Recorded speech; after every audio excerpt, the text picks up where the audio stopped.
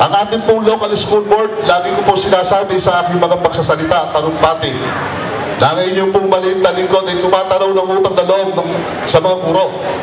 Sapagkat hindi po ako makakaharap sa inyo ngayon kung hindi dahil sa mga guro na naglinang sa aking kaisipan at may malaking parte sa paghubog ng aking pagkatao. Palakpakan po natin ang ating mga guro. Madalas ko po sinasabi at pinapangaral sa aking mga anak kung gaano mahalaga ang edukasyon upang marating mo ang iyong mga pangarap. Ang pagiging ama ko sa aking mga anak ay katulad din po ng aking pagiging ama sa aking bayan. Bilang isang ama, nais kong makita na ang aking mga anak ay nabibigyan ng maganda at sapat na edukasyon na magiging armas nila pagdating na araw sa hamon ng buhay.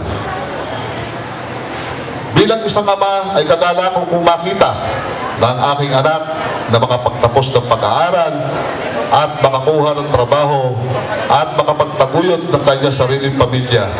Yan din po ang nais ko sa libu-libong kabataan na itinuturing ko rin para mga tunay na anak dito po sa ating bayan ng bayan. Sa unang taon na aking pananungkulan, sa tulong po ng Sangguniang Bayan, ay binigyan po natin, pinagkalooban po natin ng isang sasakyan, ang ating DepEd L300 MP van. Ang local school board fund din po, kinuha ang pagpapatayo ng mga materials recovery facility sa bawat public schools. Layunin nito sa murang edad ng mga kabataan ay matutunan nila ang kahalagahan ng paghiwa-hiwalay ng basura. Sa fiscal year 2011 po ay may 2.5 million na local school board fund. 2,312,000 pesos ang nakalaan para sa mga school maintenance, repair at electric bills, samantalang 188,000 ang nakalaan sa mga personal services. Para po sa fiscal year, ito po ay nadagdagan, tumaas ang local school board fund. May nilaan po tayo para sa maintenance, operating expenses, samantalang 367,000 pesos naman ang nakalaan para sa personal services. Dito pong Marso ay nakatikha po ang pamahalang bayan ng mga toga at 500 mono black chairs na inyo pong inuupuan ngayon upang sa graduation ay hindi na po dagdag bayarin pa ng mga magulang ang pagrenta ng toga at upuan.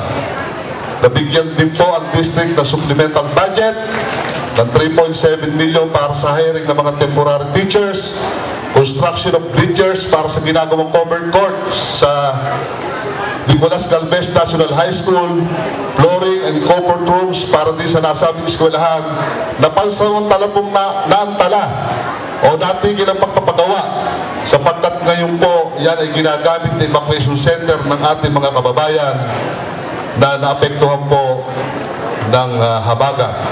At doon po sa halagang ito ay kasama rin po ang renovation ng 2 daycare center sa Barangay Masaya at kasama rin po ang pagpapasaayos ng ating Girls Scouts hut doon po sa Los Baños.